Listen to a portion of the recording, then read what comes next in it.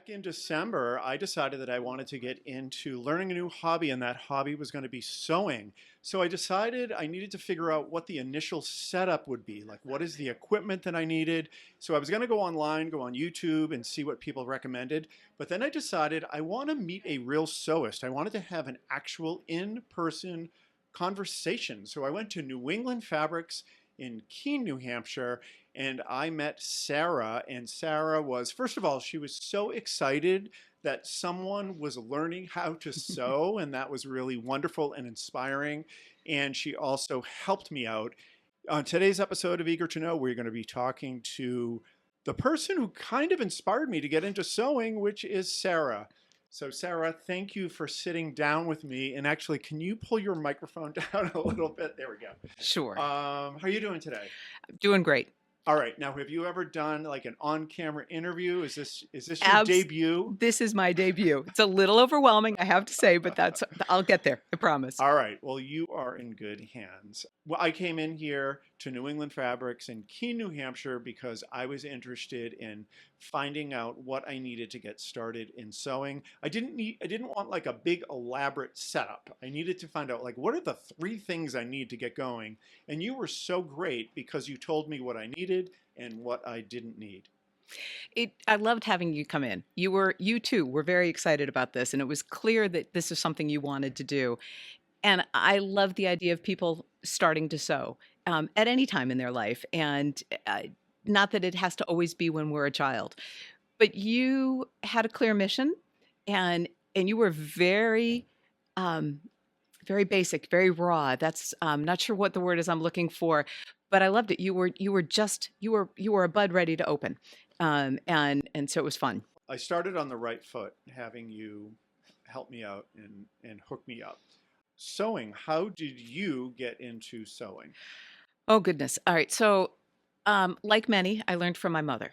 My mother was a sewist for her entire life, my entire life with her. My favorite stories would be we would used to go to visit her mother, so my grandmother, who was very particular about everything, and there were rules to be followed. And my great aunt, her sister, also lived nearby. And so my mother would bring a sewing project, and she would have a dress that she was making for me. And we would always make sure that we hemmed the dress at Aunt Ruth's house because I could get it a little shorter. Then if it was being hemmed at my grandmother's house, then it would have to be below my knee. So that's my introduction into sewing. It was something that you could create and make yours. It Right, didn't just come out of the box. right. Mom decided that I should see if I could actually sew. And so she put me down at the machine, and all she wanted me to do was sew a straight line. Yeah. Couldn't do it to save my life. Just went all cockamamie. So she took it out and said, maybe we'll start on something that isn't something we intend to And wear. what age would this be? I think I had to have been about 9, Okay. someplace around in there. So that was my introduction to sewing. I didn't pick it up again for quite some time. Yeah. Um, I grew up in the era where we did home ec in school, Yeah. so I had sewing in high school, in the home ec, and I started out as a garment sewer, and I would make just little things that I wanted to be able to wear. In what age was that? That would have been high school into maybe into early college. And was it the home ec that actually got you more reconnected with sewing? It did, Okay. because sometimes it takes a non-parent to Right. teach you things, Sure. right? Um, us kids, we know more than our parents do at that age, and Yeah, we of don't course. realize that's not true for quite some time in life. Right. So yes, I believe that the home ec teacher had a lot to do with it. And was your home ec, because I remember taking sewing in home ec as well.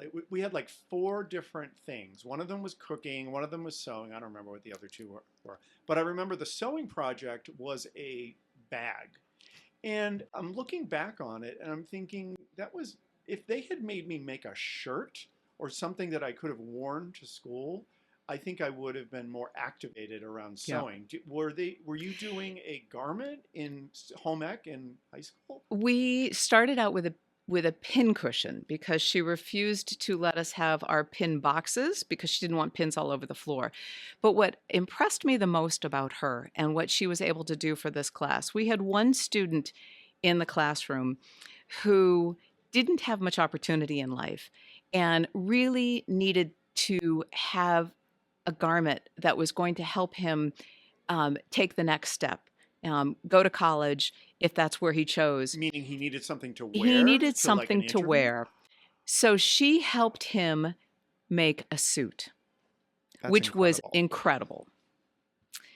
For me, the things I don't really remember what I made. I don't know. It was not as elaborate as a suit. And she had to spend a lot of time with him for that, but she knew he needed it. And this was going to be a way to get something that would fit. That's unbelievable because a suit is obviously very, that's very complicated. It's very complicated. The Uh, pants, the jacket, absolutely. and wow. Do you remember when you first started sewing and creating garments? Do you remember what it was about it that made you? Because creating a garment requires a lot of time, and it's very quick to go to the mall and buy something. So there's a trade-off. Something you're getting something out of it. Do you remember what that was? For me, it was something that would fit. I was Interesting. always a big girl. Okay. Never as big as I was in my head because I look back at pictures now and go, when did I look like that? But in any event, for the most part, I didn't fit ready to wear. Interesting. And so I needed something that was going to fit. Okay. And were you satisfied with the fit of what you made? I was, absolutely. I was more satisfied when my mother made it for me than when I did because she was just that much better at that time. She had more patience. She would actually match things, match plaids, and make sure everything fit. Um, but so I stopped after a while, partly because I could start fitting into ready Right. to wear, um, and and my journey evolved into quilting at that point. I feel like as I get in, I've been into sewing for 7 months now, and what I'm learning is most people that start making garments, everyone ends up quilting. And I'm back to garments. Like this little top is one I wear sleeveless tops all summer, and so I Right. make a lot of them, and I can do it really quickly now. All But right.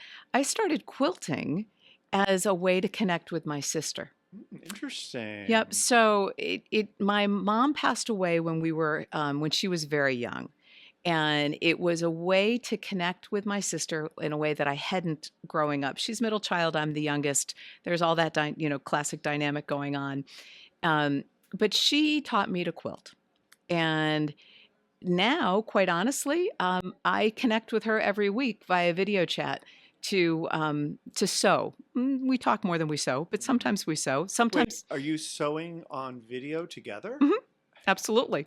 That's So fantastic. we just do it through one of the Zoom, Google Meets, whichever program it is we have. And every Thursday, and my sister-in-law connects with us as well. So the three of us have a little sewing bee. That's great. Yeah. So it's interesting. You mentioned the connection between family and sewing a couple times. Can you tell me more about that? About them because what I'm hearing is that sewing probably has a meaning that's more than just making a great garment that fits. There's It something is. more to that. Can you tell me about that? To me, sewing's about community. It's why I love working at New England Fabric. I get to meet with all of these people like you who are starting out or either doing a project or starting out. I get to be a part of it. I get to be excited about somebody else's project. It's community, it's family. It's a way to be together while you're doing things that are solo, right? When I sew at a sewing machine, it's just me at the sewing machine, but I'm doing it in communion or community with others because people see me buy this fabric and then they see me wear this shirt, Mhm. or I I get to work with helping customers pick fabric for quilts that they're making. And then they come back in and they show us the quilts. It's so much fun. It's all a way to connect with people. Yeah. Yeah, that's one thing that was a bit of. There were many surprises when I started sewing, but one of them is that, well, first of all, there are a lot more people that are sewing and making garments than I had any idea. I was just so shocked that Hmm. all of these people that I knew in my life already are actually people that make clothing or used to and still do when they have time. Yep. The other thing is that people are so interested in discussing either what they're working on or what I come in here and I show you like I made this. Every time I come in here to buy something, you guys are like, all right, what did you make? Well, you're always wearing I something that you always make made, which sure is that, fabulous. so I always make sure that I'm wearing something that I made that you had that offered guidance on when Yep. I come in and kind of give you an update. Um, but yeah, but that's really cool that people are super um, social. There's a huge social element to it. Well, and when I think of quilting, right, the quintessential quilting bee, where everyone got together to help do the actual quilting part of the quilt, and often by hand, where all typically women are sitting around completing a project for somebody else in community with them, kind of like an Amish quilting bee, and that to me says a lot about what it is because we do things for others that way, and if I can be excited about your project and that can help give you some momentum to get your project going, well, isn't I get something out of it? Hopefully, you get something out of it. And this project gets made. And so instead of maybe buying a quilt or buying a shirt um, that you may or may not keep for very length of time, it to me it's also an ecological thing because I'm not putting fabric and used things into the landfill. I'm not throwing away a t-shirt that I didn't really want anymore or a shirt because I just keep these. I wear them forever. Yeah. So I was certainly not the best person in terms of making sure that I don't get stains on clothes. Now that I make stuff, I am so careful about, well, first of all, I don't want to wash anything because I don't want to, whatever damage happens from washing things. So I'm just really, really careful about it. But it definitely I'm going to hold on to the things that I make. I'm going to keep those forever Yep. because I'm so attached to them. You're intimately involved Well, with it's part every and it aspect. and it's part of your legacy. It's part of your Yeah. evolution, All and right. it'll be I don't have the first thing I made. I don't even remember All what it is right. at this point. It's been a All few right. years. But I do look back and go, "Oh, that's right. Okay." And I can see I used to make all my husband's shirts. He would wear the wildest camp shirts, Hawaiian shirts, whatever you want to call them. Um, and and I have them all. And I would see how the evolution would go on what his mood was at the time, and that's part of it too because I can make something that I knew he would like, um, and and I knew I hit the mark when he'd wear it all the time, and if he didn't wear it, I'm like, okay, what was wrong with that one? Okay. So we learned. There are many people that are looking to get a new hobby, and sewing is one that takes a lot of time. What would you say to someone to convince them that sewing is the hobby that they should get over bowling or over bread baking? Oh, oh my goodness. Okay, well, I will say that I think it's important that everyone have a hobby, Yeah. and whatever brings you joy is worthwhile. And if that's bowling or bread making, then so be it. Um, Sewing is what brings me joy. Yeah. It's the creative aspect of it. For me, um, I get enough gratification as I go. It's not instant, but I can see progress.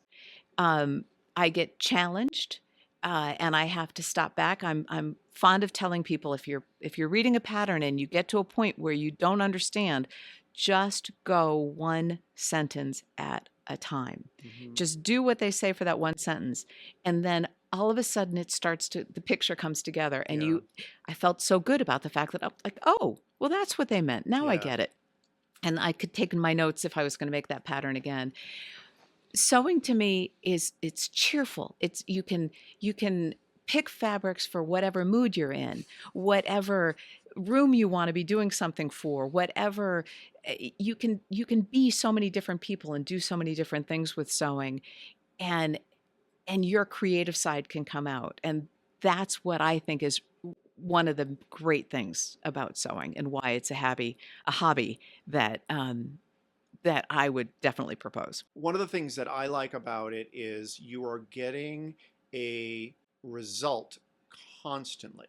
So any action that you do, you are getting, the project is moving forward, Hmm. whether you're pressing, whether you're pinning, whether you're sewing, or whether you're cutting. Any action, everything is moving forward. It's not like practicing piano where you're basically like doing the same thing over and over and Yeah. trying to reinforce. The other thing that I like about it is a nice blend of creativity and technical. There is Mm. a huge technical component to this Yeah. that I did not expect. It reminds me more of when I was a kid and I would get a model airplane Hmm. and assembling a model airplane, which isn't really a creative task. That is more of like a technical, following instructions. So that appeals to me personally. And then obviously there is the creative element because once I have created a pattern and I have the first instance of the garment, God forbid I go into a fabric store because now a fabric store looks completely different because all you're seeing is potential projects now that you know all Yeah. these things that Yeah. you can make. The other thing that I think is really important in 2026 for a hobby is that sewing isn't multitasking. You are only doing one thing at a time for the most part. You are pretty much doing one task. And I have a mechanical sewing machine. I don't have a computerized sewing machine. So I'm not even using anything mechanical. All of the activities and tasks that I am Hmm. doing are basically the exact same things that somebody would be doing 100 years ago. Yep. And I recently saw I was doing some research on Sears Roebuck, Hmm. and Sears Roebuck used to make their own clothing, and there was an image of the clothing factory of Sears Roebuck from like 1917, and their workroom, it was for men's clothing, look like mine. Like all the pieces Yep. of the garments are identical to what I'm doing. And there's something very satisfying about that when I'm in my sewing room that it's very timeless and it's very soothing and it's just enough of needing your brain but it's not exhausting. Like piano or painting is just exhausting mentally. You just have to be focusing 100%. There's something about sewing where sometimes it's 100%, sometimes it goes down to 20%, Hmm. and you can kind of be thinking about things in your life. And I love that vacillation, Yeah. and it's not intense the whole time, but there are moments when you're doing that welt pocket or something really Right. advanced Where you and have to pay a you lot have to pay closer attention. attention. But sometimes you're just doing a leg seam and it's like, ah, this just feels great. Right. I completely agree.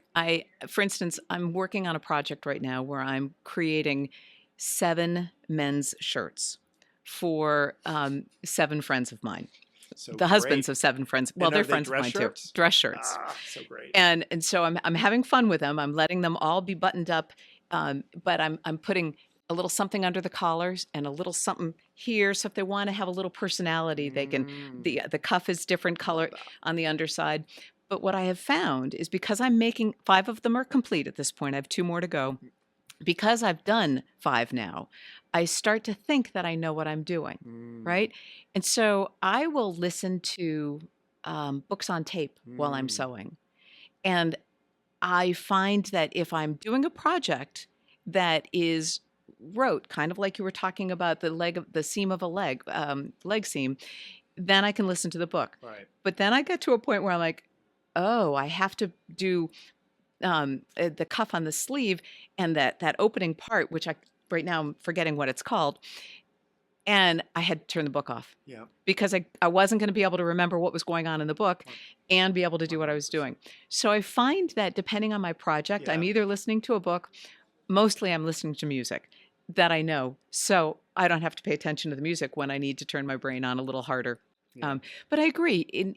In sewing, we are generally unplugged. We are not trying to get 15 things done at once. We are not doing things in 15-second snippets or 7-second snippets that our world seems to want us to do. We are timeless. I like the way you said that, because while my machine has a few more bells and whistles than my mother's, it's the exact same process, and I'm using virtually n- n- the same stitches that she would have used. Um, and I feel her when I'm sewing a lot. She's present with me, and that just makes me feel real good. And so I'm doing 100% garments and I'm doing 100% by pattern. And when I tell people what I'm doing, I'm hearing a lot of people don't like paying attention to instructions. And I tell them, well, then do not do a pattern. Do not make garments from a pattern because that is a big part of it. You definitely have to pay attention to these instructions and their technical instructions. Like there isn't an adjective or an adverb in any of these instructions. It's almost like this special pattern shorthand that you have to That you have to learn. learn. So there definitely is this um, technical tasks, but also a technical understanding. How do you feel about that? So I love the fact that it's both creative and technical, Yeah. right? So for me, a project runway couldn't do it. I can't drape onto a dress form and all of a sudden magically have a pattern come out, a dress come out. I need the instructions. I like the fact that my rule following brain allows me to create something, and the creative side gets involved in the pattern I pick, the fabric that I pick. The choices here at New England Fabric are amazing with what I can. I'm in a candy store. I can be creative, but for my quilting, one of the reasons that I really enjoy the quilting, the top part, piecing the top, is because it also kind of is almost like architecture. Which I think that if I got the chance to do things all over again, I think that's probably where I'd end up professionally. Is being an Is being an architect? architect. Interesting. And you think that that is a discovery that you've made through sewing or A bit of garment it. making? A Or bit of it, yes, because I like the idea of creating and putting it together, and you need to follow. A house will fall down if it's not square. right. Um, it'll stay up for a little while, and then it won't. A quilt, if it's not square, will be okay, Mm. but if you get the creative side and the structure, and um, that's both sides of me. When I decided that I wanted to learn how to sew and I needed to get the basics to get me started, I knew I needed a sewing machine. I knew I needed a seam ripper, at least. Um, but in order to learn what the basics were, I decided I wanted to go somewhere. I was not going online. I wasn't going to go on YouTube, and I wasn't even going to go onto say Amazon or something like that. I wanted to go to an actual store and talk to someone. And I am so glad that I did that. And I would really encourage people, because people who are watching or listening to this aren't necessarily from New England, wherever you are, go to your local fabric store and talk to the people there if you are interested in getting into sewing. I really think that's the best way to go. I couldn't agree more. There are fewer and fewer sewing fabric stores now, unfortunately, in the world. But most of them that are left are indeed staffed by people like me, who love to sew. And so we are absolutely interested in helping you get started, because we would love to have another convert, and we will give you that. Um, eh, we'll give you the enthusiasm to keep going, and we'll give you the guidance. Yes, I did suggest that one of the tools you needed to buy in the beginning was a seam ripper. It will become your best friend. It happens. We that's that line of stitching that I did when I was 9 years old. That was not it's not straight at all. Needed a seam ripper to take it out so it could be put in again. That happens. But there's only a few basic tools that you absolutely need, Yeah, and then you start getting into the ones you choose and right. want. Well, thank you so much for hanging with me. This was your debut on camera. How was it? Was it? I think it was okay. Well, you tell me afterwards, I but it think was a lot of fun. I truly enjoyed talking with you. Um, I love it when you come into the store and show me what you've got going on, and I look forward to all the next projects that you do. All right, awesome. So, New England Fabrics in Keene, New Hampshire. If you are in the area and you are a sewist, this definitely has been a wonderful place for me to go. And if you are looking to get into sewing, which I Come think see it's, us. I think it's a hobby to consider, because it exceeded expectations for me. And this is a great place to come and talk to Sarah, and she will hook you up. I will.